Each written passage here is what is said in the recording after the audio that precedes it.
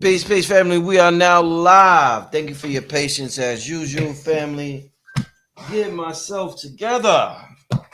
Oh, we're going to have a good one tonight. Shout out to everybody in the chat. Let me see if I see any names I'm familiar with before I bring on my guest in the chat. We got some new names here. This must be some Brother Yosef people. I see some names I don't recognize up in here. Okay, that's what's up. Yeah, see a lot of new names up in here. What's happening, family? All right, I see Divinity Warrior. That's one of my regulars. All right, hey, let's get this thing started without further ado. It is Thursday, June 5th, so they say. I want to welcome to the platform. Once again, the brother been on here so many times, man. Every episode is just classic. I want to welcome back to the platform none other than Brother Yosef. Gratitude. Thank you for having me, brother. Peace. Always a pleasure to have you. I'm feeling the hat, bro. I am feeling that. I'm trying to, represent my business, you know what I mean? Trying to do my thing, brother. Yeah, indeed. Yes, That's fire. Hey, so Brother Yosef, another amazing topic tonight, the science of mysticism. We hear that word a lot. We hear the word spirituality. We hear the word mysticism. I guess to start with, Brother Yosef, what would be the difference between somebody saying, I'm in this, because, a lot of people now, instead of saying I'm religious, they say, no, I'm spiritual, I'm not religious. Then some people will say I'm into mysticism. What would be the difference, Brother Yosef, if any, between mysticism and being into just be saying I'm spiritual? Yes, absolutely, man. That's a good question because that's a question that more people need to ask because and that's why I did a video on my channel called the Mystic Path and the Magical Path. Okay. So when people say they're more spiritual, mysticism is a part of that. Same thing with magic. Magic is also a part of spirituality. So if a person's saying there's more mystic, that simply means they're on the next level of magic. Meaning what? That means that they're usually initiated. They're initiated into something. And that means that they study and that they have information that the masses may think is weird or they don't agree with it. And it's because it's not for like they say you can't cast pearls for a swan. Yes. It ain't for the initiated. It's not for the uninitiated. In so many words, you know what I'm saying? So that's what that is. So when a person says they're more mystical, that means they study something that most people ain't studying, or they have an understanding about the spirituality through a system that they understand their spirituality on a whole nother level. So I always encourage people, practice magic, learn spells and rituals, but the next level, if you're ready to evolve, without a shadow of a doubt, is mysticism. Without a shadow of a doubt. And that's what that's about, family. So that's why it's really good for you guys to understand that because I want to show you guys this book right here. It's called Christian Cabala. Right? Christian Cabala. Now we know Cabala is a mystical system, right? Mm-hmm. Christianity is not. So how in the world you get Christian Cabala? Because one thing you'll realize is that we know in the Christian system is dealing more with the sun, which is really talking about the consciousness. That's what the sun is. The son of God is you, or the daughter of God is you, and your consciousness is what it's talking about. So the son of God is your consciousness that rises from the dead, that's constantly going back and forth to heaven, that ascends into hell and then rises into heaven. That's all your consciousness, right? So only the mystic people will really understand that. But a Christian will come to you and say, we worship Jesus. Jesus is in heaven. He's waiting in the clouds for us one day. He gonna rapture us. So Cabala is more of the mystic Jewish system is Cabala, right? Mm-hmm. But at the same time, this is a really good book, y'all, because it takes you deeper into what Christianity really is about, right? And here's the author right here. Right, that's the author right there. And you guys need to understand it because this is a really good basic understanding. If you're coming out of Christianity, you say, I got to get out of Christianity. I need to go. You know what I'm saying? If you're just coming out of Christianity, family, this is something that you definitely need to read. You know what I mean? Mm-hmm. Definitely something you need to read. Christian Cabala. And it's going to really take your mind to that next level, family, that you're looking for. You know what I'm saying? So that's what I recommend.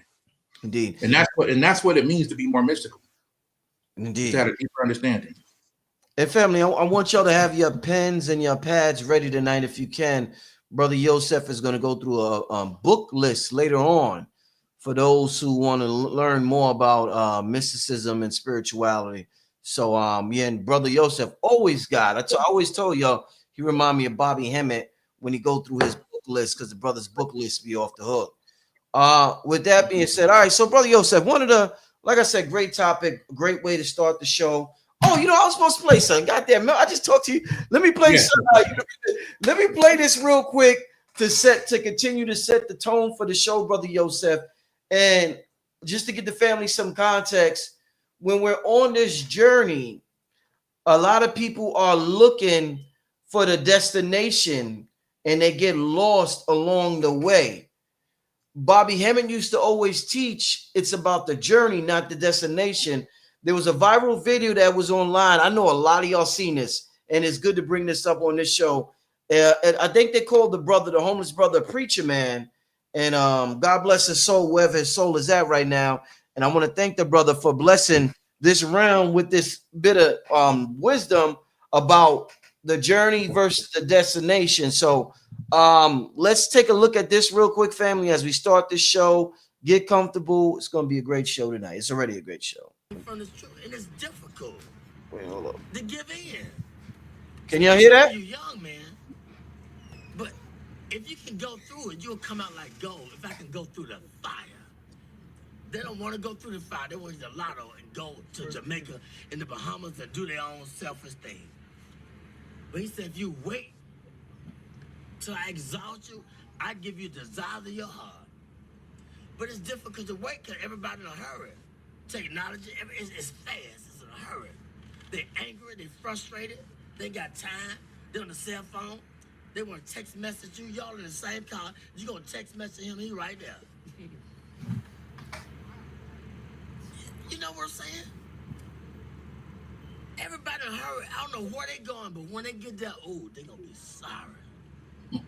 The faster you try to get there, that career, that money, and you're going to figure it out that, man, it was the journey. It was not the destination. You was in a hurry to get there, to come up, to be this, to be that. And when you get there, you're going to feel discouraged more than you did before you even started to get there. Because it was the journey, the people that you didn't stop to talk to like me at check-in. The people at the gas station. You was in a hurry to get there, but it was the journey. It was the gas station. It's checkers. It's the journey, not the destination. Because the destination is steadily evolving. Mm-hmm.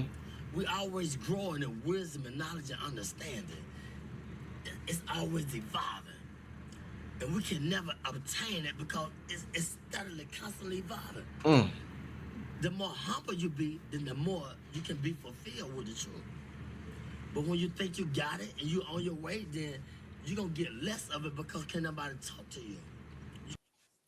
I'm gonna end it. It was a little low. I might play that again at the end. I know some of y'all heard it. Some of y'all said it's low, but I might fix it during the conversation and play it a little high. Play it again, but a little high. But Brother Yosef, man, you remember that one? Oh man, do I remember that? He reminds me of my uncle. He reminds me of my uncle. You know, that's why the Bible say, you know, you got to be careful who you talk to. You might be entertaining angels unaware. Yeah. You know what I'm saying? And that man was on another level with it. He knew how to, you can tell he knows how to speak to a person's heart. Some few people got that gift, but you can tell this man, even in his homeless state, he can speak to a person's heart. So that was beautiful, brother. That was absolutely beautiful. I think that's something that a lot of people miss out on in this quest to know thyself, is the enjoyment of the journey. So many star seeds. I've done so many shows where the star seeds absolutely despise this realm. And I understand not wanting to come back to this realm, but a lot of people don't like the journey. The journey got too much shit involved with it. So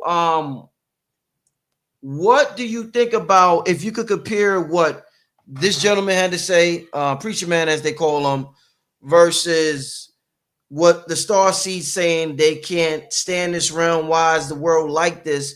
I don't understand why so many people are suffering this and that. what would you say when you have those two situations that you can look at?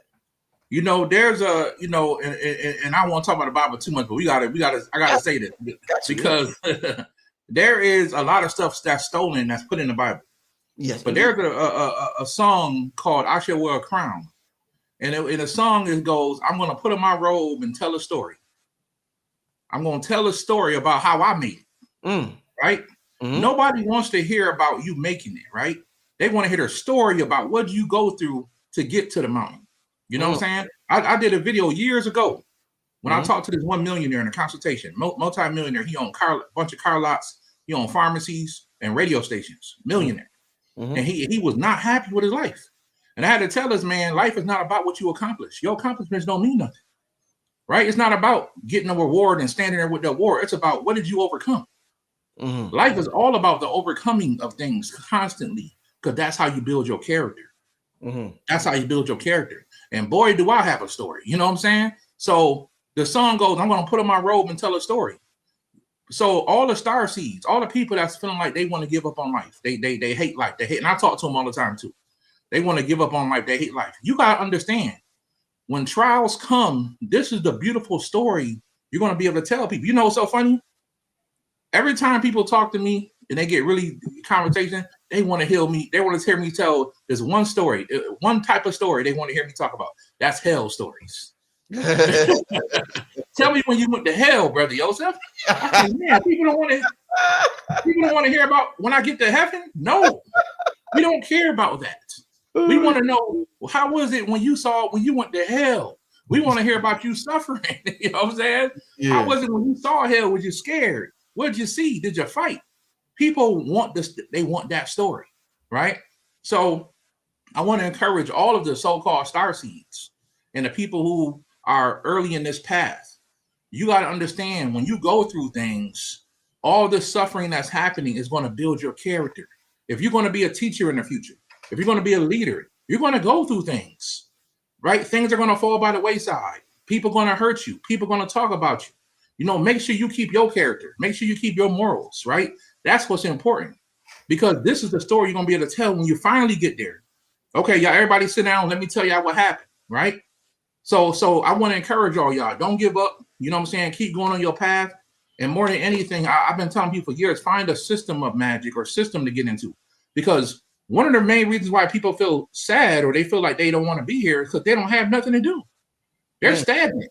They're sitting around. They're not doing nothing. They try a few mudras, a few meditations, but they're not doing nothing with their life. You're supposed to be creating. Find something spiritually to create, right? Find something to do, because you're here for a purpose. More importantly, find that. And my question to people in consultation, what is your purpose? Some people tell me straight up, Brother Yosef, I have no clue what my purpose is. And some of these people are 40 and 50 years old. They don't have no clue what their purpose is. And I said, do yourself a favor. You want to be happy. Go towards your purpose. Will it always be cotton candy and beautiful and rainbows? Absolutely not. Because you got to be built for whatever you're here to do. That's going to take character. It's always about character.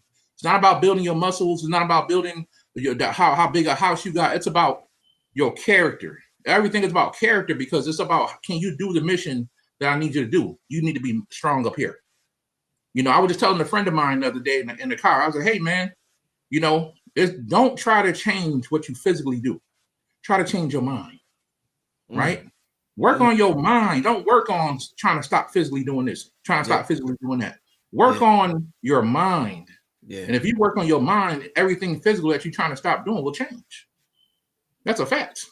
And like I always tell people, you're talking to a guy that literally was so dark and so messed up, I wanted to kill myself. I didn't feel like I had a purpose here. But when I changed my mind, my whole life changed. So I just want to let people know that. So be encouraged, y'all. Be encouraged. Around what age was you when you was having these type of suicidal thoughts? What age was you around? You know, I was probably like 19. I'm probably like 20. Okay. I remember I had just met my wife. Probably like 20 years old, and I had become an adult. You know, life really started lifing. Yeah. And when I love something, I'm the type of man, when I love something, I'm gonna take responsibility 100% for it. You know what I'm saying? Mm-hmm. So now I got a woman who I know was gonna be in my life. I just knew it when I met her. She's gonna be in my life forever. Mm-hmm. I had to man up on a lot of stuff, you know, and nobody taught me. I wasn't taught, how to man up on certain things. I had to learn it, and that was stressful for me. You know what I'm saying? I was very timid. I was, I used to keep to myself a lot. I was an introvert. I didn't know what none of that meant. I just thought something was wrong with me. So little by little, my thoughts started to take hold of my mind, right? And I'll fast forward and tell y'all the truth. When I finally left the church is when I actually got over depression, because I was on the floor. My wife went to church. She left the church in 2011. I left in 2009. And she went to church, I think it was like one of her last times going. And I was on the floor crying. I never wanted my wife to see me. But that's how bad it was. I used to cry like, I need help. Something wrong with my brain. And I heard a voice said, Yosef, ain't nobody coming to save you. Nobody's coming to save you. You know what I'm saying? So if you kill yourself, are you going to sit on the other side at least thinking like, you know what? Did I even try to fight? And the truth is, no, I didn't. I just was a victim the whole time. Why me? Why can't, why am I, I said, I'm going to fight this thing. And for the first time, I went to the spiritual bookstore in 2009 and bought my first spiritual book. And a book was sticking out the shelf, y'all. It was called Spiritual Growth. Excellent. And the book was, y'all know I talk about that book a million times, by Sanaya Roman. I heard she passed away. I wrote the lady a letter and everything. You saved my life. And for the first time, that book, this when I knew that I was called to do something great. That book was sticking out the shelf, and it taught me immediately how to control my emotions, how to control the way I feel. I had no clue. I was taught you pray about it. I had no clue you can control the way you feel. You know what I mean? So that book taught me how to take light in and turn the negative into a positive, just with my thoughts. And for the first time when I tried it, I felt it happen. And little by little, that darkness left. I was not depressed no more. It went away. You know what I mean? So I know but the truth is I wasn't doing nothing. I was stagnant. That's another issue. So I try to warn the youngers about that too. Yeah, being stagnant, huh? Yeah, being stagnant. Yeah. Use your mind. Yeah. Do something with your mind. What they say, an idle mind is the devil's playground. That's what. My God, the devil was body slamming me, DDT off the ropes, everything. Shit. You know what I'm saying? So this is the mind is everything, y'all. Control your mind. It's hard for anybody to get to you. Control your mind, you control your emotions. You won't stop it. Let me ask you this, brother Yosef. One of the reasons I like chopping it up with you, brother, because you a family man, and I got a lot of respect for brothers in this realm who making their business to take care of their family. I like that energy. We got to feed off each other or whatever. In terms of children, we both have children. I believe you have a daughter, right? Yes. In terms of children, do you think how your experience was with religion and spirituality? And we know everything about religion. You talked about you left the church, your wife left the church. Would you let your daughter get into religion at an early age, even though you and your wife is not in a religion? Would you let your daughter get into religion at an early age? Just because it may be, like how you ride a bike, you put training wheels on. It may be spiritual training wheels for her before she's able to get into the hardcore stuff like spirituality, mysticism, Cabala, all that other stuff. Would you let your daughter have her spiritual training wheels off with religion until she gets older? That's a good question, man, because you know what?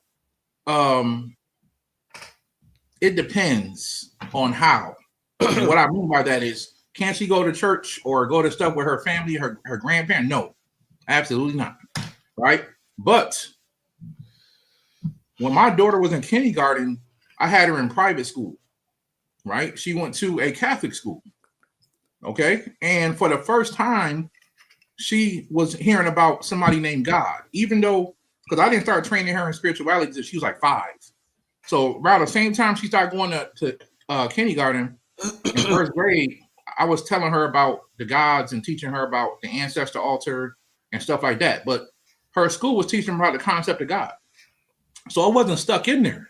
But at the same time, it was, you know what I'm saying? She understood it. So I didn't mind it from that perspective because I knew it wouldn't stick. Because I knew what I was teaching her at home.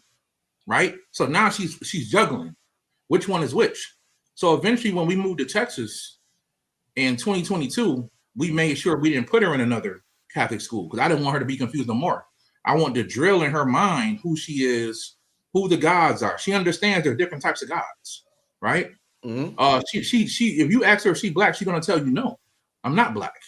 You know what I'm saying? She said, my daddy's beard is black. And I said, that's a fact. You know what I'm saying? That's a fact. So, because I teach her about her indigenous heritage and all this stuff. So, with all that being said, no, I wouldn't. It depends on how it's done. Like I said, sending her to a school that has a good education and she's going to learn things, I don't mind sending her because I know they're not really going to put it in her mind. They're going to have certain things. But at the same time, when she gets older, I need to be the one that's influencing her mind. You know, somebody asked me real quick the other day, they said, how do you know that all these books you have, your daughter is going to take these books and do the right thing with them in the future? You know what I'm saying? And I said, you know what? I believe with all my heart, you know, by the influence and the trauma too, I give my daughter. What I mean by trauma, meaning that my daughter, I have trained her to want to please her father, right? I don't have to spank my daughter no more, right? So if I go in my daughter right now and said, hey, I'm disappointed in you, she's going to cry like a baby because she doesn't want to disappoint her father. So she knows what I like, she likes as well. And that's what I mean by trauma, right? Trauma meaning that she knows that Christianity or any other religion is not something that her parents agree with. So when she's older, she can do what she want to do. But when she's young, she knows to stay in line is what I mean. Through trauma, she don't want to disappoint her father. But at the same time, she knows that, okay, there's many gods. There's many type of gods and not just one God. So getting this stuff into your children when they're young is so important. And I don't understand why some people say, hey, go to church with your grandma when a child is 5 and 6 years old. Go to church with your auntie. No, don't do that when they're real young like that. Keep them home, train them. That's where they're supposed to be learning at. Teach them what it is. And then they teenagers, who cares if they go to a church? Because they're going to know, it's going to be drilled in them who they really are and what's really the truth, right, or your family's truth. No, indeed. Yeah, shout out to all the parents out there. Yes, you know, with children, and we are breaking generational curses, and yes, we are. We're doing a lot of things different, y'all. A lot of us was ones in our family bloodline to finally do things different. You know what I'm saying? Yes. And then, you know, sometimes as parents, you know, we gotta catch ourselves and be suckers for certain stuff. You know, through the trauma of being poor growing up, right? Not having anything. Like prime example, today I took my daughter to get the Nintendo Switch 2. Right? This new Nintendo thing that came out. Oh, it came out. When did it come out? It came out today. Okay. Yeah. Oh, man, my son. Okay. All the kids want it, right? Yeah. And I'm sitting there, and we in Target. I called everybody. Ain't nobody have them. Target had like 5 of them. He said, "Well, sir, we had 20 this morning." I was like, "Oh, let me go grab." Yeah. So I go grab one for her, and all of a sudden, it's this white kid sitting there with his mom. He said, "Oh, it's a new Nintendo Switch, Mom." She's like, "We can't afford that." She said, "It's too much money." And I almost wanted to buy this kid one. I almost wanted to buy him one, right? And I looked at my daughter. I said, "You see?" I said, "You better be grateful. You better be grateful. You know what I'm saying, for what you have." Because when daddy was your age, your grandma couldn't afford to buy me nothing. You know what I'm saying? Nothing. But it's like a guilt thing for me because I didn't have it growing up. I used to want to go to the video game releases. And I done turned my daughter into a hardcore gamer. You know what I'm saying? From giving her all the game stuff. So that's just a guilty thing as parents. You know, what you didn't have, you want your kids to have. You know, so that's facts. Hey, brother Yosef, let me ask you this interesting observation I made. I want to ask you about, you know, we got technology now, so we could do things that we couldn't do 10, 15, 20 years ago. You know, in 2000, we didn't have the camera phone to film certain things. Sometimes at night when we have our mystical experiences or we're in the middle of ritual, there's things that happen that we may not be able to explain. And a person will say, because that was just meant for you, that's not meant to be talked about, whatever. And I get and I understand that certain things you're supposed to keep to yourself. What I want to ask you, do you think you should, like, I remember one time I recorded, like I'm doing my thing, it's, you know, lights out and candles and meditating, and I just wanted to record myself, you know, in my zone or whatever. And when I see it the next day, I said, damn, you know, I was like, damn, I don't remember saying that. I don't remember saying that. And I was like, wow, it's interesting when you're in that state of mind, like you just be really in the zone or whatever. Do you think those experiences, just like they say they shouldn't be talked about, should they also not be recorded because it's just meant for you in that moment? It is not meant for your ego to analyze or day later, 2 days later, 3 days later? Like, should we not even use technology when we in that frame right there? Yes, I would say yes, because some things you're going to achieve magically, and you're going to have these realizations, you know, and sometimes so what I'm really saying is intimate, right? Yeah. Sometimes when you do this, go through these mystical experiences, or you have certain dreams, it's intimate, right? And it's something that you're proud of yourself for achieving. Everybody don't need to know about it. You know what I mean? Because like you said, that does bring up the ego. Now, certain things it's cool to share. Hey, I had this one experiences, but sometimes you may be in a room, you may feel somebody touch you on the shoulder. It may be grandma. Yeah. Right? You can tell people, but at the same time, you're going to know whether or not. Because I've had many experiences I've never told nobody. Because I feel like I wasn't supposed to say nothing. Yeah. You know what I'm saying? I feel like it's between me and that deity or me and that person. And it's like an intimate thing. You know what I'm saying? Yeah. So yes, I do believe that there are certain things we do that shouldn't be in technology because it's more intimate. And I believe it should be like that. You know, like prime example, in which is why certain groups and societies exist, because they want to do things in secret and the public don't even know everything everybody's doing. But that makes it work more powerful. So sometimes you start telling people your experiences and they hate on it or they don't believe it. And they put negative energy on what you're experiencing. And then you say, man, I can't experience it again. Well, you don't tell 75, 90 people about your experience. You know what I mean? You say you don't tell 90 people about it, huh? You don't tell 90 people about the experience. You don't tell people at the job. And the funny part is not a majority of people don't even believe you. You know what I'm saying? Man, you crazy. You know what I'm saying? Oh yeah, that's nice. I'm glad you went through that. That's nice. They don't want to go in deeper with you, you know? So we got to be careful who we telling our experiences to, because some people don't even care. And I understand that we got lonely prayers where it's like, I've been in that point before where I was spiritual and I had no friends, no family. Nobody wanted to talk to me for years, right? It's okay. We go through those stages, but you still ain't supposed to be telling everybody. And I made that mistake early in my walk, trying to tell my family, hey, UFOs and gods, and they didn't want to hear none of that. But I was young and I didn't know any better. And then I learned why I was having so many fights, arguments with my family. It's because I was running my mouth too much. So I'm going to encourage people, when you have a moment, you done reached a new level of intimacy as far as you meditating or you communicating with your altar and your deities, whatever it is, right? You had an epiphany from reading a book. Keep it to yourself. It ain't for everybody to know, because they will block your growth. That's a fact. Indeed. What can you tell me about, let's say, some of the mystical sides of these religions? Like, let's say, you ever study Sufism? Is it called Sufism? Yes. And that's the mystical side of Islam. Yes. Anything you could tell us about Sufism that may, brothers who may have been in the Nation of Islam or Islamic, that may be of interest to them? Yeah, Sufism, because, you know, and some people may disagree with this, but Arabic is a water language. It's a watery type of language, you know? Right. So this is why when you get into the mysteries of Sufism and you're dealing with jinn, right? Say people are fighting jinn, which are extremely hard to get rid of. But jinn is looked at as celestial, they're looked at as fire entities, right? And it's almost no spells in existence that can really fight a jinn.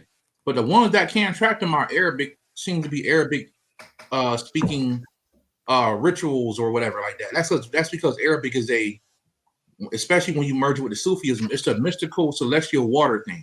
You know what I'm saying? And Sufism, in case people don't know this, is one of the paths to alchemy. So if you want to become an alchemist, which I believe is the highest form of mysticism and magic merged together, an alchemist, right? And there are real alchemists in this world, y'all. I mean, what I mean by that is people who can touch things and they can heal you with a touch. They can put their finger in water and turn it into healing water. They can there's some real alchemists out here. They could take a phone and turn it into a bird in front of your face. Like, they can transmute reality because they know the biggest secret of all mystic systems, which is love. Everybody's trying to figure out what this love thing is about. And that's the secret of all these mystical systems. So you'll see in the Sufism that they're pushing this love thing and they're embracing love, you know. So Sufism is all about that. Cabala is trying to find out the mind of God, right? It means to receive. And when you're dealing with mystical Cabala, you're trying to develop the mind of God, right? So you can't study Cabala in its full if you're not ready to walk the path. is what I'm trying to say. You can understand it to a certain level, but you're not going to be able to fully walk that path until you're able to live the system, right? And that goes for shamanism too. Like shamanism, you're going to need to live that system to really deal with that culture of it, right? So yeah, those are some mystical systems that Gnosticism is dealing with the Christianity as well. You're going to need to really live the Gnosticism, right? It's to understand the consciousness of God, right? And really deal with the consciousness and the Son. So my mystical path that I love, y'all, more than anything, and I went through a few. I went through Taoism first, and I really started learning about morals and character in that. And then I went through Cabala, which I love. This is my second favorite mystical system. But my favorite mystical system is Buddhism. Because in Buddhism, in my opinion, is one of the most put together systems from a. Now, some people will say Buddhism is religion. There's different types of Buddhism. It depends on what Buddhism you're talking about. But the Tibetan aspect of it, which is my favorite, that mystical thing, and anybody in my tribe know I'm heavy because I actually push that on them as well.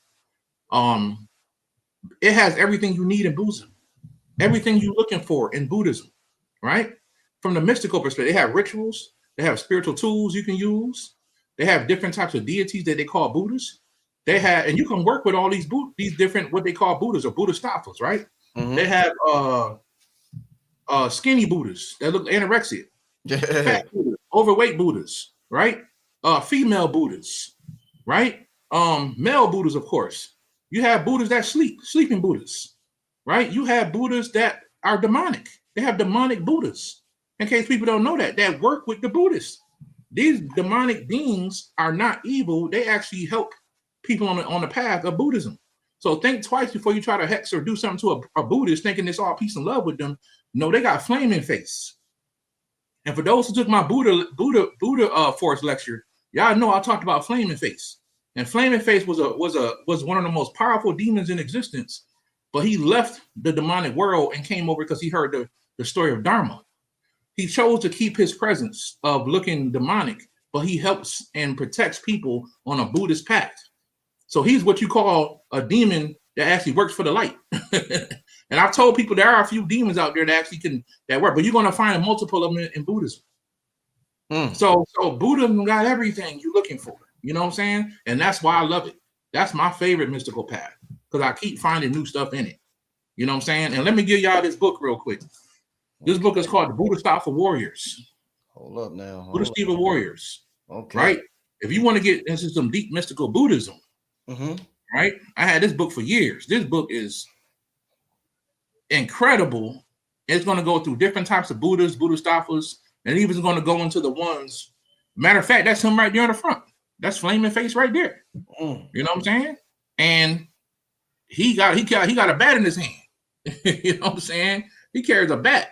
So you want to go with it. He with it. You know what I'm saying? He's that cousin you call on, got the bat in his hand. You know what I'm saying? So this is who the Buddhists deal with when they deal with dark forces trying to bother them. They call in this being right here.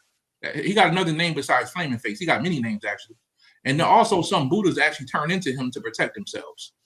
Very, very powerful. You know what I'm saying? So, and you guys should get this book. You know, here's the author right here. I recommend you guys getting this. And this is really going to take you deeper into Buddhism. You know what I'm saying? Another one I recommend is called The Body Incantation Spells and Rituals, Imagination in Medieval Chinese Buddhism. This right here ain't for everybody. Because if you're looking for books with pictures, you know what I'm saying? This ain't one of them pictures, but this book's some deep philosophy and some deep historical stuff. This book ain't for everybody, but it's going to take you there if you want to understand mysticism. But more importantly, y'all need to, and that's by Paul Kopp. Paul Kopp, right? But y'all need to understand when you're dealing with mysticism, and shout out to Brother Bobby Hemmett, because Brother Bobby Hemmett gave out, back then I didn't understand it was mystical stuff though. He gave the secrets away. So you need to understand when people like Brother Bobby or Dr. Phil Valentine back in the day was giving out secrets and gems, these are mystical things. These are things that everybody don't know. You know what I'm saying? This is what you call initiate information. And some people got access to that stuff, or some people can just read the books and understand what it's trying to say, right? So if you're looking to take your spirituality to the next level, you need to get into some mystical things, y'all. And that's what it's all about. That's what it's all about, family. Yo, check out. Let me show you something, brother Yosef. I'm gonna go here. The system that I resonate with the most is Hermeticism. So I found out Blue Pill just sent me this like 2 weeks ago. In the Netherlands, they got them. Damn, you're not gonna be able to hear the sound on this shit. You can't hear the sound, right? It's very low. Yeah, it's not. Damn.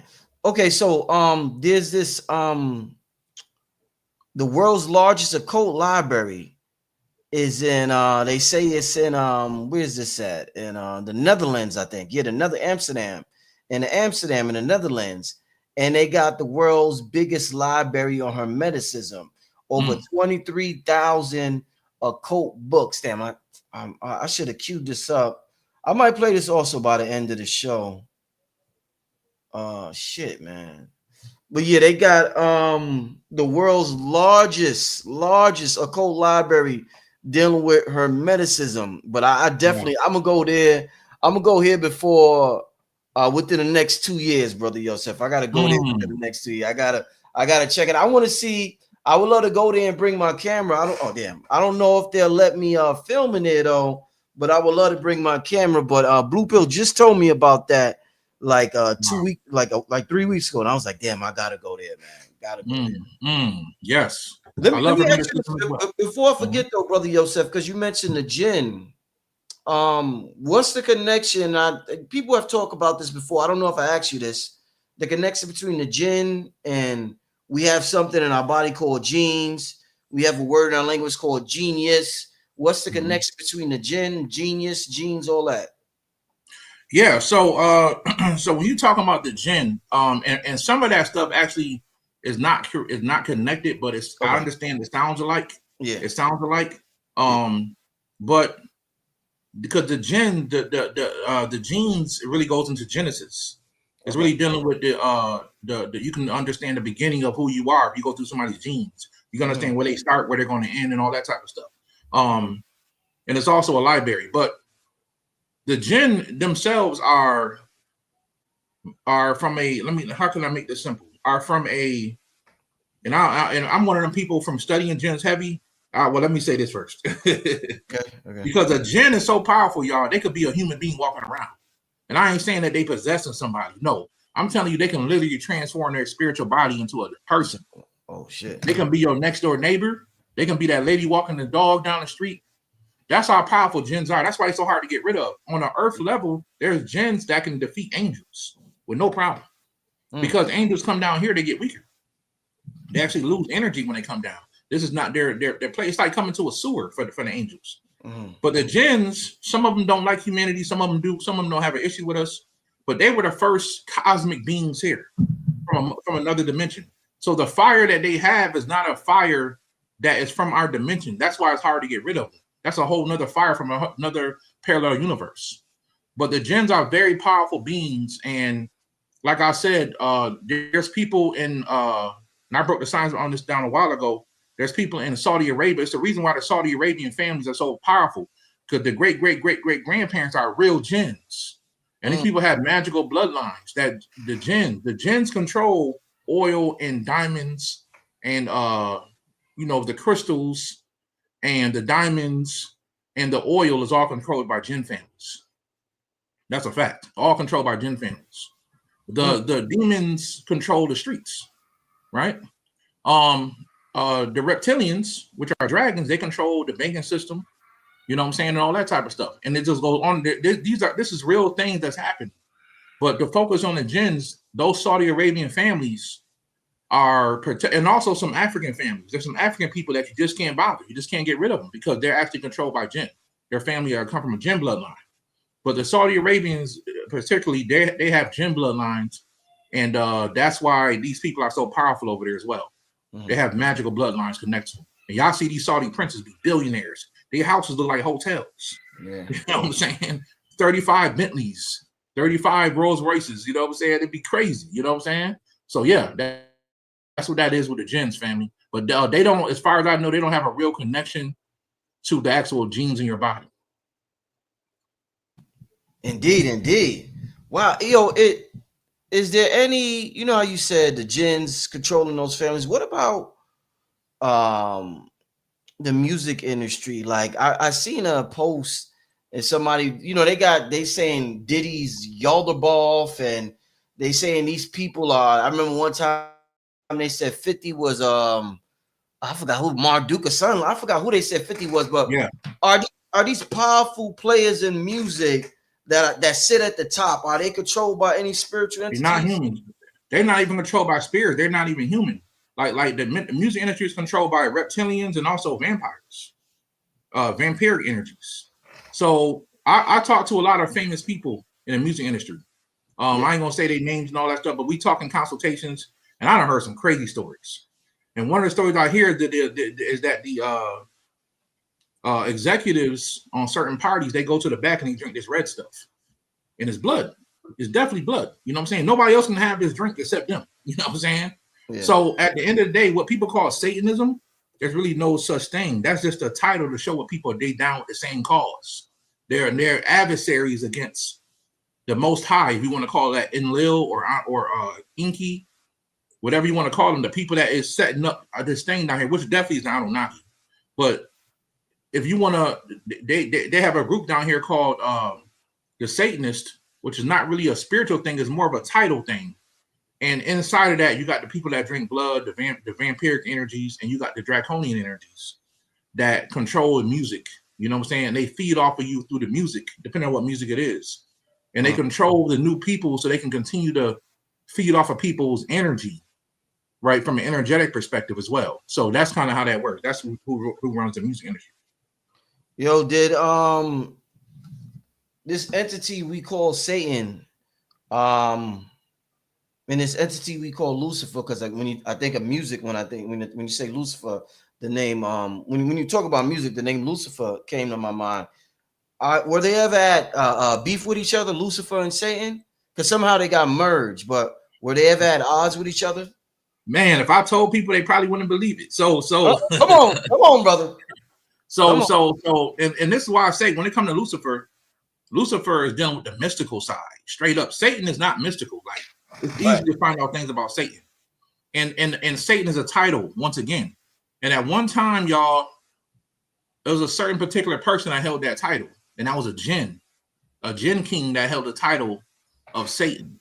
Okay. You know, and so yeah, the jinns are involved in that as well. You do have satanic jinns, and that jinn king held the title of Satan. And yes, at one time in the mystic circles, the talk is Lucifer and Satan actually was together, like on a relationship level. You know what I'm saying? So that's a whole nother thing. You know what I'm saying? But as far as fighting goes, yes, because Lucifer today is nothing but Mother Earth is a program of Lucifer. That's nothing but an aspect of Lucifer. Lucifer cannot be understood in a regular book reading thing. The people in the mystical circles, you know, you talk to certain people, they'll tell you the deeper thing about Lucifer. It has nothing to do with Satan. Satan is an extraterrestrial. Straight up. It's an extraterrestrial force.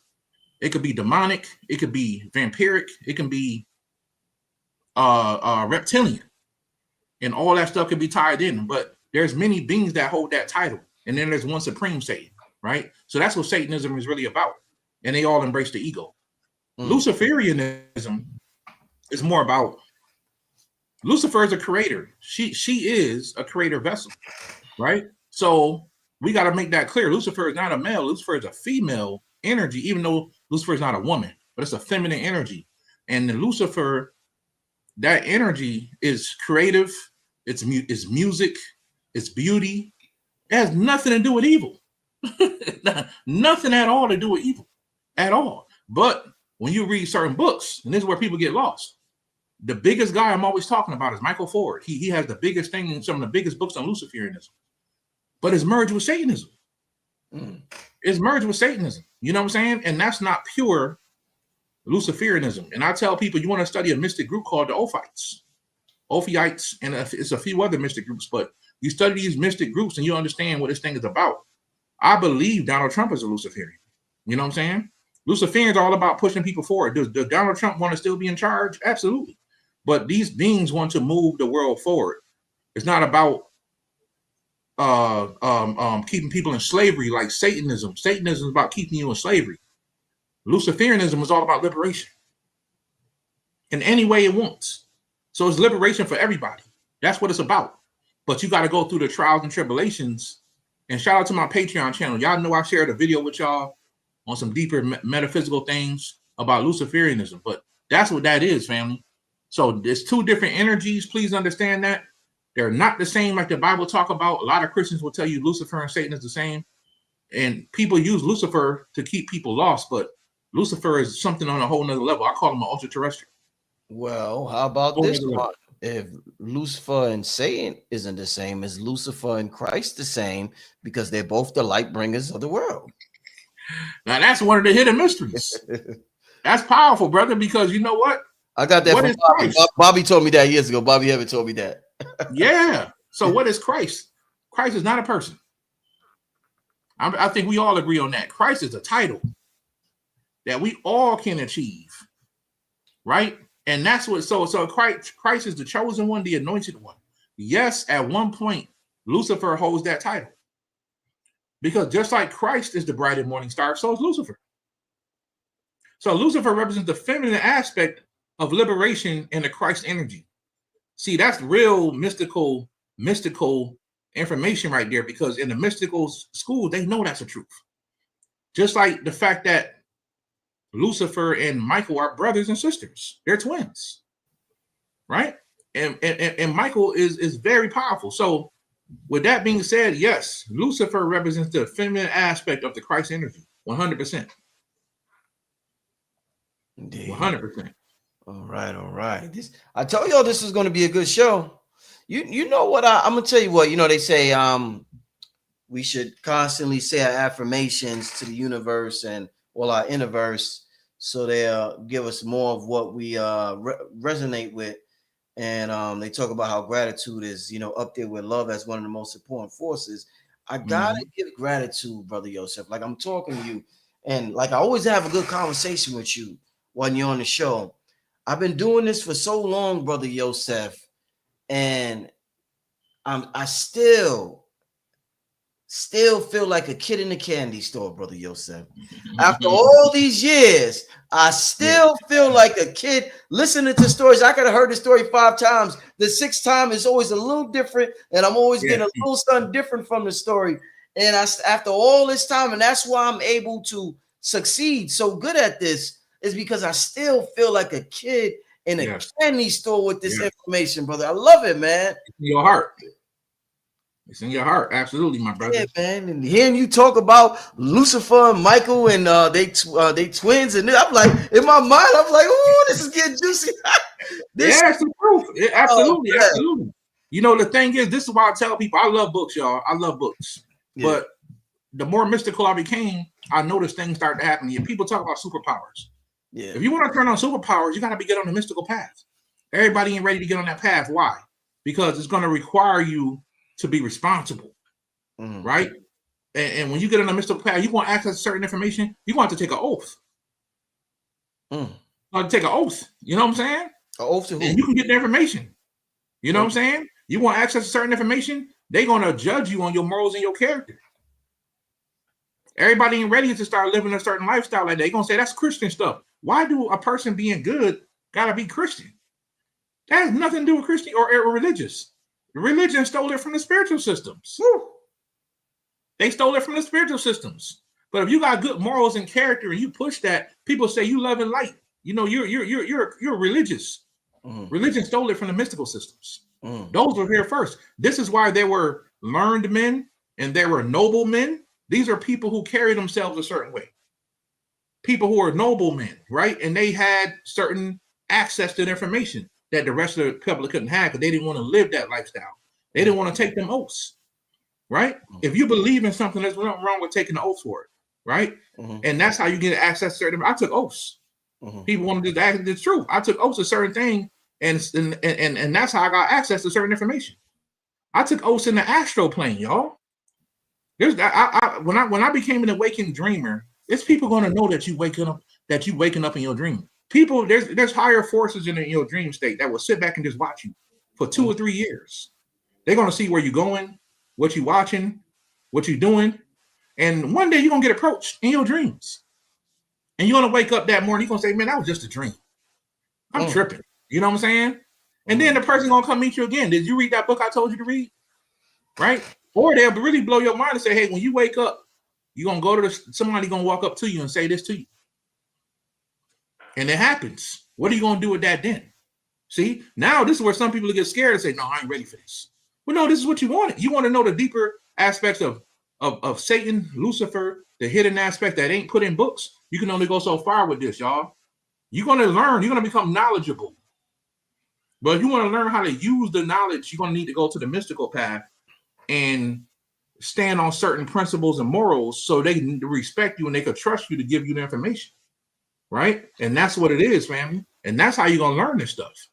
Mm-hmm. You know what I mean? And that's what everybody needs to know. So if y'all want to be that, you need to take it to the next level. That's what y'all got to understand. You got to get your mind right. Facts. Have you ever had an experience, Brother Yosef, or read about it, or seen this, or heard a story about somebody while they're dreaming? Like, let's say if they see a gold coin in their dream, or let's say if they find something that they really, really want in that dream. Like, there's been times when I come across, I don't know, Bam is downstairs. Okay, close the door. I'm working. I don't know where he's at. Close the door, serious.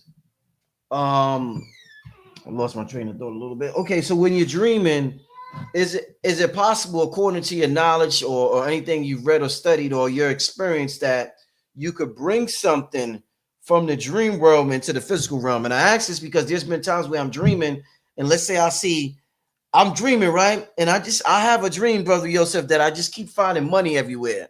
And I keep finding money. And then I'm like, oh my God, this is incredible. I'm in New York City and I'm finding money in the concrete and I'm putting it in my pocket. Then when I'm finding money, I say, oh shit, I'm dreaming. Oh shit. And I try so hard and I can feel myself about to wake up and I'll be clenching on to that motherfucker. And then when I wake up, I'm like, oh shit. I'll be like, is it possible, brother, to bring something from the dream world straight to this world? Yes, absolutely. There's people that, it's crazy because, let me answer that first. Yes, there's people that actually has that ability through enlightenment. You become enlightened on a certain level that you can actually bring things back from the dream world, not just in your mind. Like I have symbols and stuff I wrote down I got from the dream world, but to actually hold something in your hand to bring it back, it's very possible. In my Patreon channel, there's a guy, I can't pronounce his name, but the Patreon members know I've shown him even when he was young and when he was an old man. The first thing he started doing, y'all, he would make this sacred ash from his fingers. He would just go like this, and literally ash would come out of his fingers. They would take the ash and put it inside of necklaces, jewelry, and it was like divine, right? As he got older, though, this man started manifesting gold chains. This is no lie. Yeah. He would shake his hand like this, gold chains will appear, necklaces. This is real deal stuff, but because of our humanity, we'll look at it, even if we spiritual, say, that's not real. It's not real because the person think they can't do it. It ain't real. No, this stuff is real. You can literally go across seas to some of these masters. They could do some incredible things that over here, we lost in the sauce. We have no clue. But yeah, this master, I think his name was Baba something. Not Baba G, but it was something else. But this man would literally shake his hand and he would give his followers necklaces and rings and earrings and all kind of stuff. Gold. Sometimes he would cough, and I'm not joking, he would cough up gold nuggets. Yeah. In a wheelchair, you know what I'm saying? Yeah. Coughing up gold nuggets. And this because this is a certain level of spiritual power, right? He wasn't trying to be rich. He was giving people divine things that come from the heavens. Right. You know what I'm saying? So yes, there is people who have access to that type of power without a shadow of a doubt. You know who I thought about immediately? The last interview we did, we was talking about Saint Germain and the violet flame. And in the book, Saint Germain's book, I Am, he talks about manifesting gold bars out of thin air. Out of thin air. He was like, it's possible to manifest a gold 24-karat bar. He talked about, so when you said that, I said, oh, me and Yosef just talked about Saint Germain. So Yeah, man. Could you imagine that type of life, man? Wow. Well, see, but the thing is, what if I told you Saint Germain's still alive? And he's walking around in the public. You know what I'm saying? He's walking around in the public. What if I told you Marie Laveau's still alive? You know what I'm saying? Only people in certain mystery schools really know certain things like this. You know what I'm saying? So yeah, without a shadow of a doubt, Saint Germain is alive. And he goes to certain mystery schools and certain circles in the world. They know this. The higher ups know that this man, who he is. There's people from the Renaissance period that was painting. Michelangelo, they're all alive still. A lot of people had access to immortality. You see what I'm saying? They had access to it. So yeah, Saint Germain and working on the elixir of life and all. Yeah, he knew all that type of stuff. And there's a lot of other people that know it as well. So yeah. You know, I used to think the Nation of Islam was bugging out when they said they be saying Elijah's still alive and he's on the mothership right now. 100%, I believe that. 100%. I've seen Elijah Muhammad in my dreams in an awakened state. Absolutely. I think you told me. I know this man is an extraterrestrial. Elijah. Without a shadow of a doubt. And he and this group came here to help so-called black people wake up. It was a reason. I'm gonna tell y'all the truth why ETs ain't showed up yet. Because come on, it's been unfair. The world has been unfair. Everybody has to be on the same mental level. So-called black people, we just now getting to the level where the playing field is about to be equal. So instead, why would I appear to somebody and it's people over here in the fields who was once ruling the world? Now they in the fields picking cotton. Why would I appear? Why would I appear when they all on drugs? Why would I appear when they all thinking themselves, no, I don't care. So all these different groups, right? The comedians, the Moors, the indigenous groups, the Hebrew Israelites. This is all bringing people into higher consciousness. It's bringing people more because we need identity. So it doesn't matter which identity you choose, as long as you get one, right? You get an identity and you can stand on something. Now you can be looked at as a certain level of a human being. But when you're walking around dead and you're dependent on another race for everything, right? Higher beings look down and say, these people ain't ready. Because they look at us all as a whole. White, black, Asian, they look at us as a whole. They ain't looking like just the white folks or just the black people. I know some of our people say, they coming to save us. Nobody's coming to save you. They looking at us as a whole. Why? Because they created all of us. They created all of us. A lot of them had their hands. So this is why they ain't showed up yet. They're waiting for the first, and we there now, y'all. Right now, there's a lot of ways you just can't fool certain people. There's a lot of still dumb people on the planet, right? Because they want to be. But we live in a world of information, y'all. There's no reason why nobody shouldn't know nothing on a basic level. I don't understand why people still in church. But if they are, they can't say they didn't know. The information is there. You know what I'm saying? The information is there. So in my opinion, y'all, that's why the ETs ain't showed up yet. They're coming, and they're already here, in my opinion. But they haven't revealed themselves yet because they wait for humanity's consciousness to get to a certain level. Then they'll appear. Yeah, that's an incredible concept, immortality, and to say that these individuals are still alive. I mean, yeah, I think they're not humans.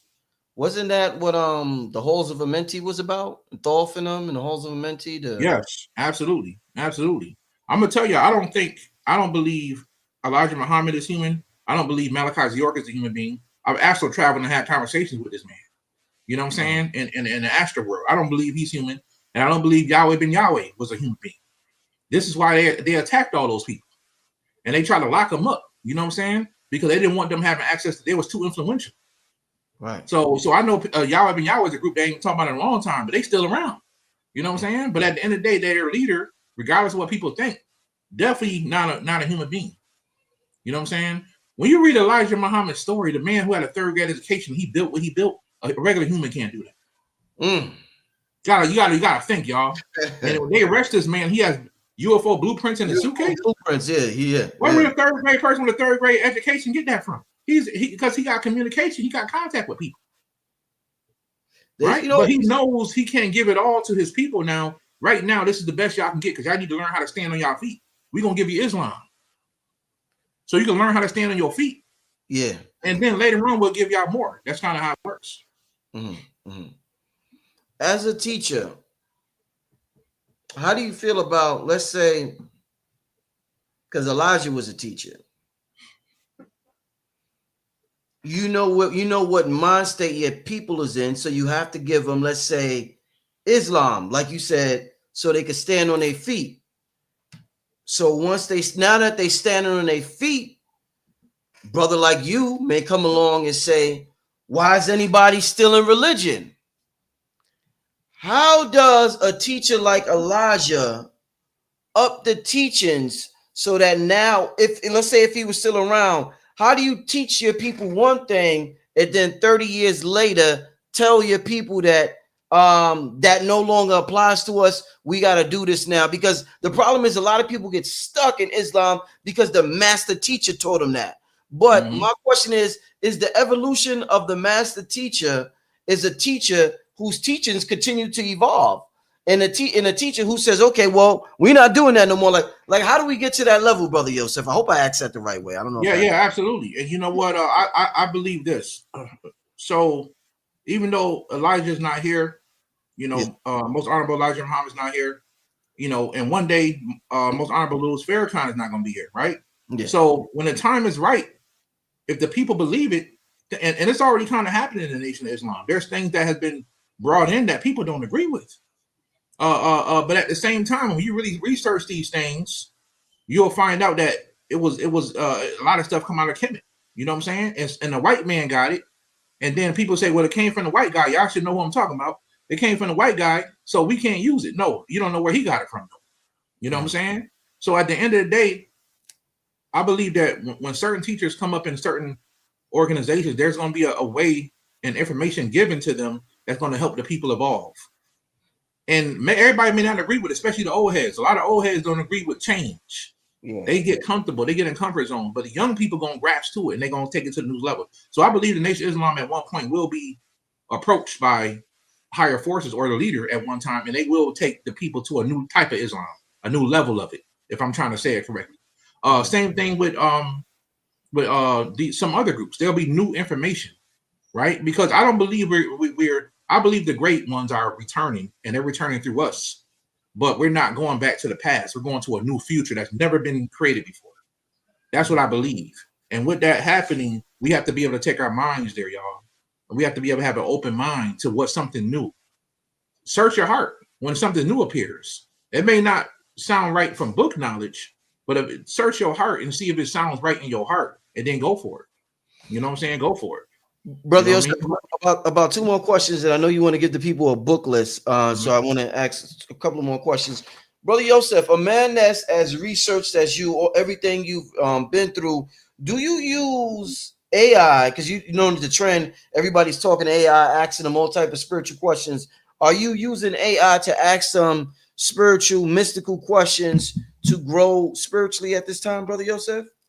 I don't, brother. You know what I'm saying? I believe AI is artificial, is the Antichrist. Oh, you do?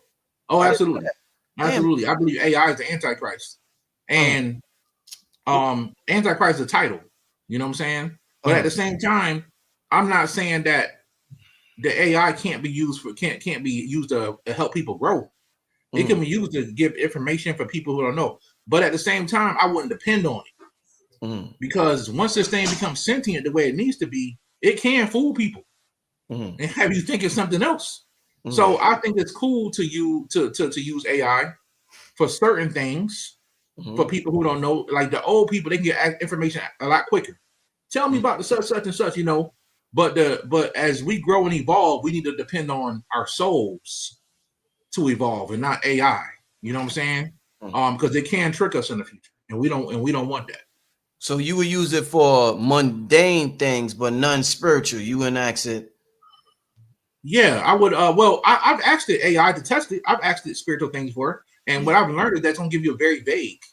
You're not gonna get no real deep mystical. You know what I'm saying? Information from no AI. Trust me, I've tried. It don't know what I'm talking about. Because it can only go through the library that's on the internet.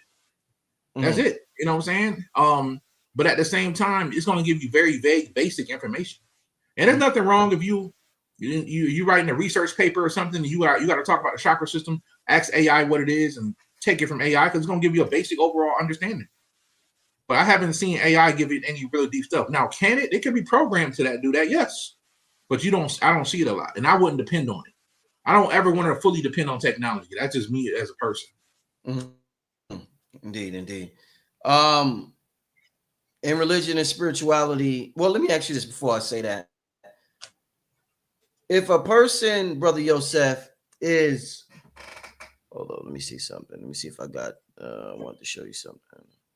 If a person, because we talked about accessing, taking oaths to access certain information and having to be on a certain frequency to access certain information of righteousness or whatever, to have access to certain high levels of information. If a person, Brother Yosef, what I realized when I got older is that a lot of people are only what we will call good is because they're afraid of what we call karma. So a lot of people they would act good, or they may not do crazy reckless shit because they don't want to. They done got scared by hell, heaven and hell, or they done got scared by being tormented in the afterlife or religion or whatever. But sometimes I wonder, Brother Yosef, if there was no such thing as karma, like if the world was never taught karma, and there was never consequences to what we did, I wonder truly how many people would still be righteous in this world. How many people would still, live like how we say a good moral character that we should live, brother. Because I feel like a lot of people just do it because they scared, Brother Yosef. They, especially when they get older, they don't want to die, Well, I think that I know at one time we lived on the earth as in a different body, in a different consciousness, as evolved beings. You know what I'm saying? Yeah. And we didn't have to deal with karma because we were divine to a certain aspect. We were divine. Divine beings don't have karma, right?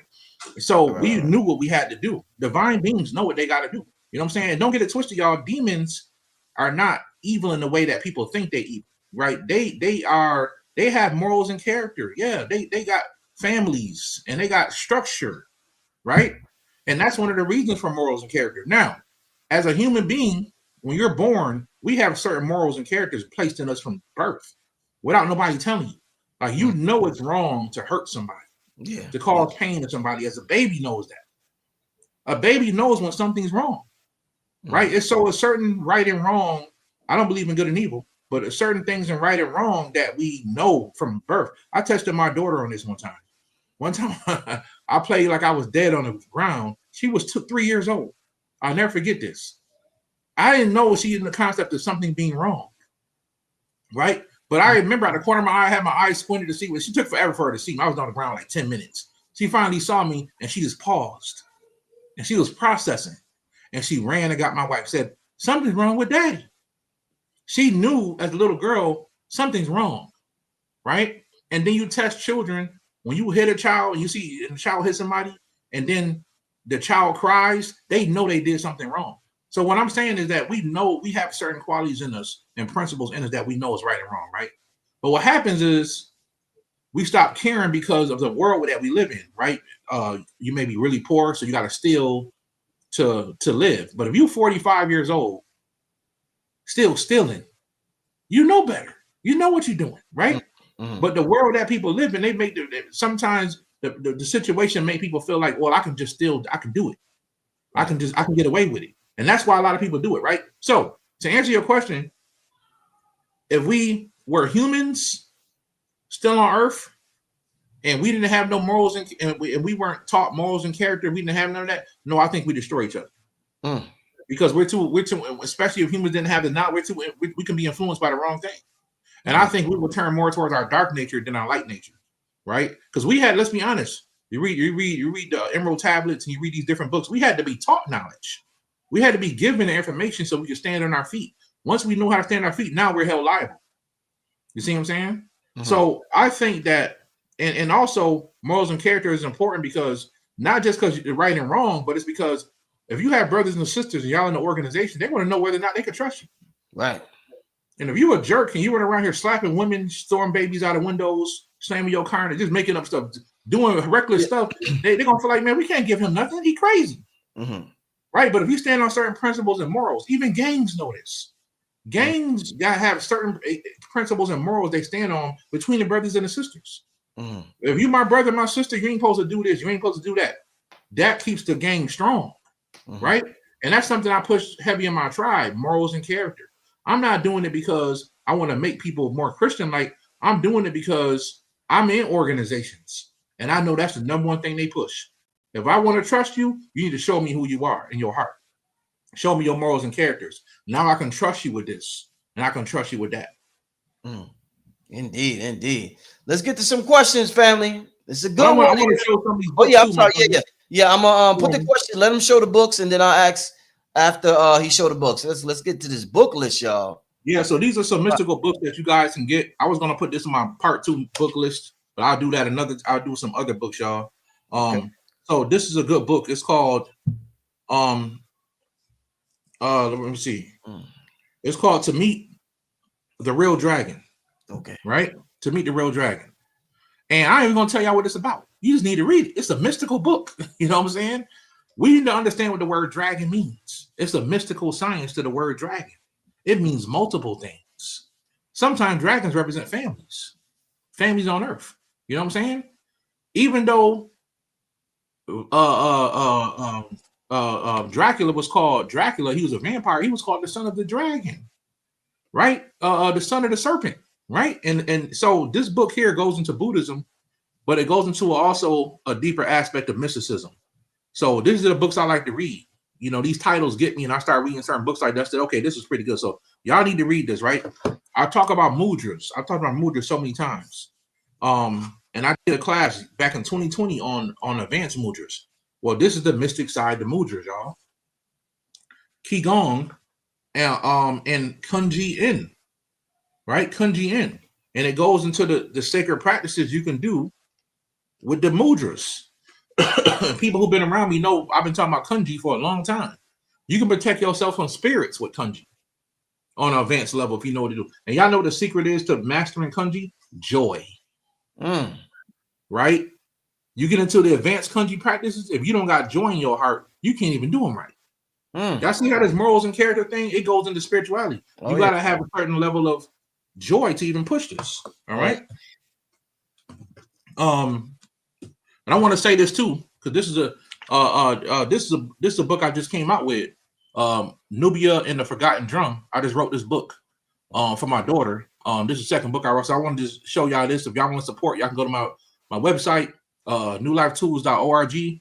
And it's Nubia and the Forgotten Drum. It's a book based on my tribe and indigenous stuff. And it's a good one, fam. It's a children's book. So y'all can go check that out. The Secrets of Dark Stars. If you want to get into some mystical extraterrestrial stuff, if you want to go deep, this is the book you need right here. The Secret of Dark Stars, right? This is a real good one. If you want to go deep, this is the book you need, family. The Secret of Dark Stars. Very, very powerful. By Anton Parks, right? By Anton Parks. Very good book, y'all. Right? I showed y'all this one already. The Universe is a Green Dragon. The Universe is a Green Dragon. Another mystical book. If you want to get into some deep mystical stuff. Well, Brother Yosef, how you know that Lucifer is a woman? I read mystical books. I get mystical book. I go to the mystical books, y'all, are the people who's coming out of the societies and the secret groups, and they're writing books. And you can get some secret information like that. The Universe is a Green Dragon. You guys need to check that out. Okay? A Cosmic Creation Story. Cosmic Creation Story. Universe is a Green Dragon. God in Your Body. Cabala, Mindfulness, and Embodied Spiritual Presence. If you're stuck in spirituality and you're feeling like stagnant, this is the book you need to read. This can help you get unstagnant. It's going to take you down the mindfulness path. It's going to teach you how to embody principles, right? It's going to teach you how to embody these principles, family, okay? And I'm going to show y'all one last one. The deepest, most mystical stuff you can never read about. Some people think this is about sex, but it ain't just about sex. It's about energy and the exchange of energy, Tantra. I think I showed this the other night. Tantra, the way of action, the practical guide to its teachings and techniques, Tantra. This is before Buddhism, before Cabala, before everything. You get into some secret Tantra. This is what they was teaching in mission schools in the ancient days, Tantra. But only the sex part became famous But if you want to learn about energy and how energy works, Tantra is the way to go, family. So yeah, just want to share them books, my brother. Excellent, excellent, excellent. Make sure y'all rewind that if y'all wasn't able to write it down. Write some of them books down, man. Get them books, family. Get some of them books. Let's get to some questions from the family. Let me save this question. Let's get to my brother Dave. And shout out to Dave, family. Dave got the podcast. He got his YouTube channel. His YouTube channel is Alchemy Avenue. Make sure you support the brother. Yo, so I'm gonna ask the question real quick. When he came to the Gathering of Masters, you was there, brother Yosef. Mm-hmm. No, you was there for the non-ether God Fest. Non-ether, yeah. The brother gave me this here. He said he writes light code language. And the brother gave me this right here. Let me show the family right there. So the brother, it's funny. I spilled some water on it in the middle, and it turned into like a snowflake. So it looked like a snowflake. It looked like it belonged there. It looked like a what? Yeah, it looked like it belongs there. Yeah, it does. It looked like exactly. Yeah. So y'all can look at the back. It looked like it fits perfectly there. So shout out to the brother David. I always got this, Dave. I'm keeping this right here. This is some real spiritual stuff right here. So shout out to the brother Dave. But anyway, let me get to this question. Do you think light codes are a form of memory, or are they instructions for the future? I believe that they are both. They are definitely memory, depending on what type of light codes you're getting. Yeah. And then some of them are instructions for the future. Let me explain what I mean by that real quick. Nobody knows what we're going to think about in 5 minutes from now. Mm-hmm. Nobody knows what we're going to think about. So somebody's controlling your thoughts. It ain't you, right? A higher version of you is giving you things to think about, right? So to a degree, we consider a light code, right? But also, when you're on a path of evolution and you're growing spiritually, sometimes the body that you're going to obtain, right? A fifth dimensional body, a light body. You may be trying to build a Merkaba body, whatever it is, right? You may have a more powerful fourth dimensional body. Sometimes that body will send you feedback. It will send you code. And those codes can be memories that's already happening to you in the higher worlds. So as you go up in the higher dimensions, that's the future. So they're giving you something in the past when they send you stuff down. So yes, those are memories of things that already happened in the higher worlds that you're receiving that could benefit you in your life. So those are instructions from the future, and they're for the future as well, if that makes sense. Indeed. Excellent. Let's get to this next question. Somebody said, do you recommend placing carnelian inside or around the candle to enhance our solar energy practice and overall powerful on absorbing light from candle gazing? So when you got crystals, if you could put a solar code on it, I told y'all about in my book, one of my books I took it off the Western name. I'm gonna redo it. But one of my books I put on Amazon, I was talking about taking the solar cross and chipping that into a crystal. You can actually take a really sharp object, you can cut it into a crystal or whatever. If you want to put that in the crystal, take the solar cross, and that carnelian, especially carnelian, is really good for taking in sunlight. But carnelian now becomes a solar tool for you. So if you take that solar tool, you don't charge it in the sun, and you put it next to a candle, yes, it can help with absorbing more of the sun energy. Absolutely. Mm-hmm. All right, next question. What's your view on Taoists saying that when dreaming, we leak energy? Yes, so that's true, but that's for people who are not awakened dreamers. So if you don't know what you're doing in your dream, this is why people are going to have horrible nightmares that they can't stop certain nightmares from happening. They can't control their dreams. So when you can control your dreams, you don't leak anymore, if that makes sense. But when you're just dreaming, yes, you're vulnerable and things can happen to you in your dreams. And I think we've all experienced that. When you wake up and you can't move, or you're in a dream and you keep having a recurring dream and it's driving you nuts, that's because you're leaking, and somebody can control your energy to a certain extent. So when you become an awakened dreamer, you can control your dreams. And that's the goal for everybody, is to wake up in your dreams. If you can wake up in your dreams, when you pass away, you go into the next world, you're going to be fully awake. If you don't wake up in your dreams yet, you're not going to be fully awake when you pass on to the next world. So you need to work on your astral body, family, and waking up in your dreams. And that way you won't leak. Okay. Next question. How you turn reading into a habit? I love that question. That's a good question. So I developed a love for reading certain things. I'll be honest, y'all. I don't got books on everything. You know what I'm saying? I don't care about it. You're going to find no books on cars in my house. You know what I'm saying? I don't care about cars. I'm not a car person. Some people love cars, you know, and especially being in Houston. That's a huge thing down here.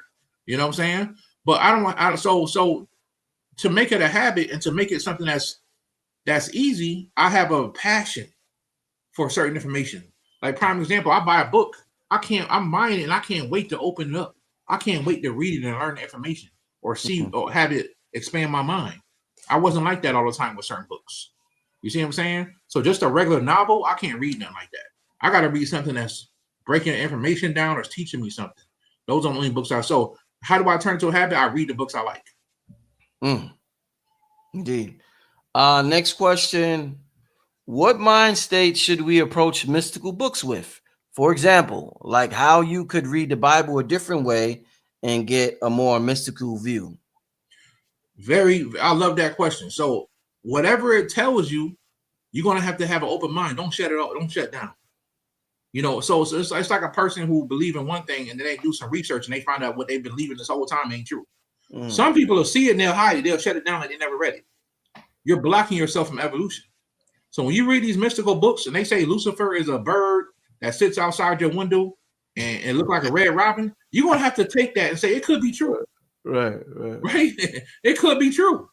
And just see where it takes you. It ain't going to drive you crazy, but you're getting access to something that don't make sense based on the way you've been taught. So a lot of mystical books will take you there. And it's like, wait a minute, you know, I don't understand. Like in Buddhism, they talk about when you achieve a certain level of consciousness by doing the right thing with morals and character, you achieve different bodies. And the first body you achieve is the truth body. The truth body, you can't lie to yourself no more when you get that body. You know you messed up. You know you did something wrong. You can't lie to yourself no more. It's called the truth body. This is things that happen. When it happens to you, you got to believe it, or you'll shut down you'll shut yourself down. So that's how I think you should approach it with an open mind, family. Okay. Let me get to the super chat question. Got to go there first. Is the Kundalini related to the left, right, or middle paths in any way? The Kundalini is just Kundalini. It's related to all the paths. All the paths study the Kundalini energy. It's just because it goes up the middle of your spine doesn't mean it's connected to the middle path. All spiritual systems, all paths study Kundalini energy and they use it. Next super chat question. Wait, where's that? What should you do if you don't dream? Okay, that's a good question. So if you don't dream, that means there's a blockage there. That blockage could be there for so many different reasons, right? But I would start trying certain things, and y'all who know me know I've been giving out is one thing I gave out years ago that has been great for people with dreaming. I'll recommend taking some Harataki. The Harataki herb is so powerful. It's called the king of all herbs. And I came out with this information back in like 2019. And it's called the king of all herbs, but also the medicine Buddha is holding it in his hand, right? Who's a powerful healer, the medicine Buddha. So take some Harataki, family, and see if that works for you. Now, if you get headaches, you can't take Harataki, take some trace mineral drops and let it work on you. Give it like a week or two and see what happens. If you're still not dreaming, then you got something going on a psychic level that your dreams, you blocked your dreams for a certain reason. It could be nightmares. It could be something happened to you as a little kid. And at that point, I recommend going to see like a shaman or some type of priest to see if they can open you up to your dream because you're being blocked. Okay. Let's get to another question. If I give some energy to a tree, where does it go? If you give energy to a tree, it's going to go into the roots of the tree. The tree is going to use it. Trees always transmute energy. So it's going to take it, it's going to transmute it and use it if it needs it. If not, it is pass it on to another tree that needs it. There's a whole underground network of the roots of trees that they actually share energy and water and everything with each other. So if that tree can't use it, it'll pass it on to another tree. But it goes down to the roots. Okay. Any books? All right.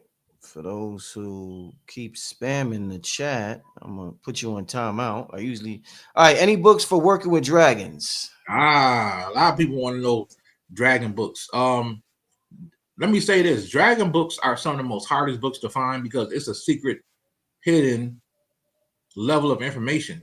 But that's why I give y'all books like this. You know what I'm saying? So you can understand dragons on a deeper level, right? So to answer your question, are there any books that work with dragons?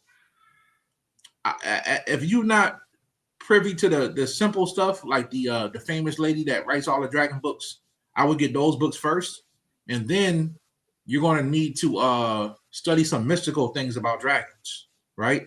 And this is why I would start with this book and see what they're talking about, because you're not going to find any real books on dragons. Matter of fact, the one I did give out one book. Go watch my last video on YouTube a few days ago. There's a book I gave out called can't remember the name of it, but it's a dragon book, and it has almost every basic information and a little bit more advanced information you need on dragons. Just go check my last video out, family. It's on there. Can't remember the name of that book. Okay. I had a dream of an electric shock. I woke up shaking. What happened to me? I don't know, family. I need a little bit more information than that. You could have got. It could be a lot of things that give you electric shock. It could have been you been abducted. It could have been something attacked you. It could have been a lot of things. Just from you being shocked, family, I would need a lot more information than that. Okay. I don't like to make stuff up. Right. What does it mean about dreaming about white dragon? Any color dragon you dream about, that dragon's connected to you. That's what that represents. That could be your dragon, fam. That could be you in the higher world. Okay. Next question. Are there any specific practices you would consider as unsafe or dangerous when it comes to OBE, astral embodiment, or other esoteric arts beginners should be aware of? Yeah, I'll say this. When it comes to outer body experiences, astral travel, we all dream. I wouldn't say there's too many things you need to worry about unless you really disrespected a very powerful magician and they in your dreams messing with you. Mm-hmm. Outside of that, I would say the most dangerous thing could be the OBE, outer body experiences, because this is something I do at least twice a month.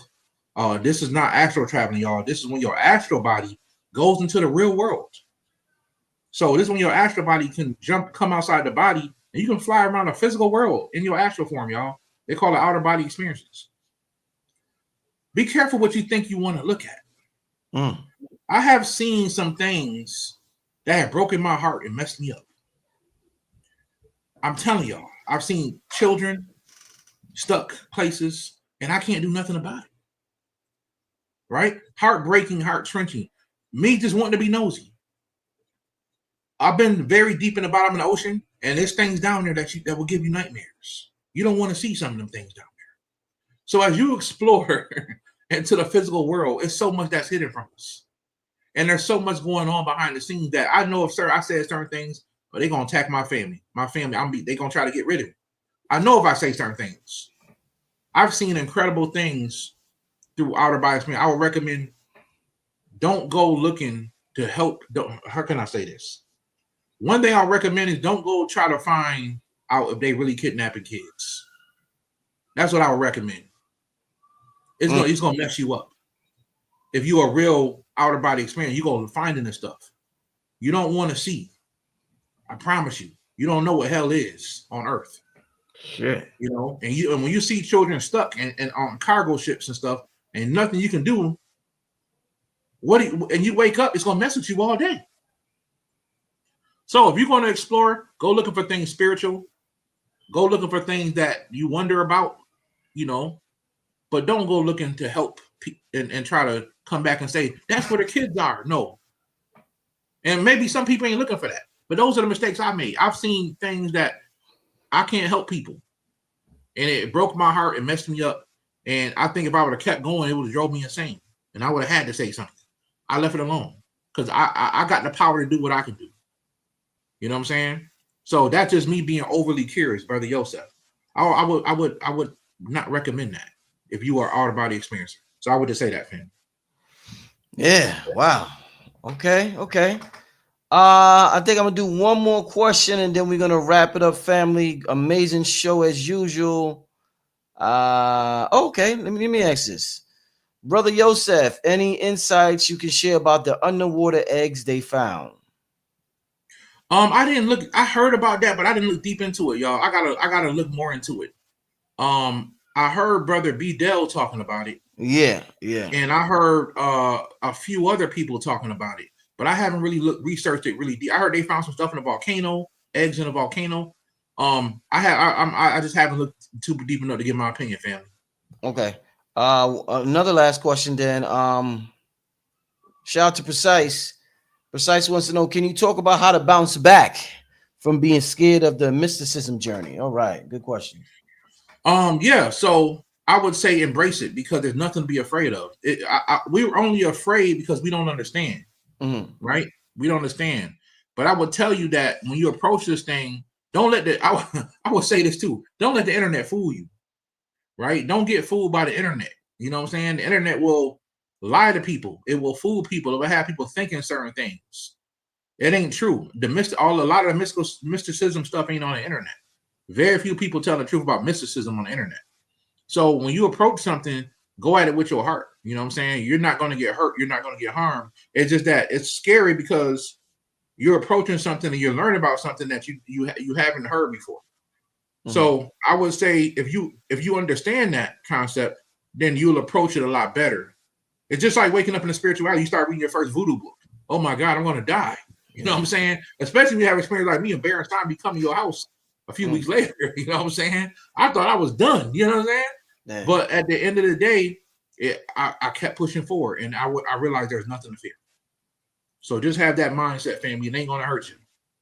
Indeed. Hey, man, with that being said, Brother Yosef, man, I want to thank you once again for being on the platform. Another thank you, my brother. Had a great time. Show. Yeah, always got to have a good time chopping it up with you. I don't know, you be having a lot going on, man. If you got any workshops, anything going on, let the people know. Let them know your Cash App, all of this stuff, brother. Yeah, my Cash App is $, $ New Life NULYFE 11, $ New Life 11. Also, I have a class coming up in July on the cauldron. I'm going to be teaching secrets about the magical cauldron, teaching certain spells and things you can do with the magical cauldron and the science of why the cauldron is powerful. And also, it hasn't been announced yet, y'all, but I will be doing another in-person event in October this year. Same place we did it last year, y'all. So more information will be coming out of that very soon. Very soon. I don't have all the flyer stuff now, but it'll be coming out soon, family. All right, family. With that being said, I want to thank everybody in the chat. Oh, family, you're going to want to tune in tomorrow. Tomorrow's enough. Oh, man. You know what? Damn, hold on. Let me see. I'm supposed to have Dr. Jew Pukrin on, and she never responded. She was supposed to come on this next Monday, family. She might be on next Monday. I don't know. I got to give her a call tomorrow. But I just thought about her. Shout out to Dr. Jew Pukrin if she's listening. I'm trying to get you on next Monday, Doc. But family, tune in tomorrow. Miss Blue will be live alongside Aaron Lyons. So I'm gonna have Miss Blue and Aaron Lyons live at the same time. It's gonna be an awesome show. Thanks for reminding. I gotta call Minister Jew. Thanks for bringing his name up. Yeah, I have to call Minister Jew. I'm gonna give him a call tomorrow. Shout out to Minister Jew and Brother Ampu. I gotta give those brothers a call. But yeah, tomorrow, make sure y'all tune in 9 o'clock. Brother Yosef, once again, the Chief. Thank you so much, my brother. Thank you. I will talk to you soon, my brother. All right. Peace and blessings, family. Peace.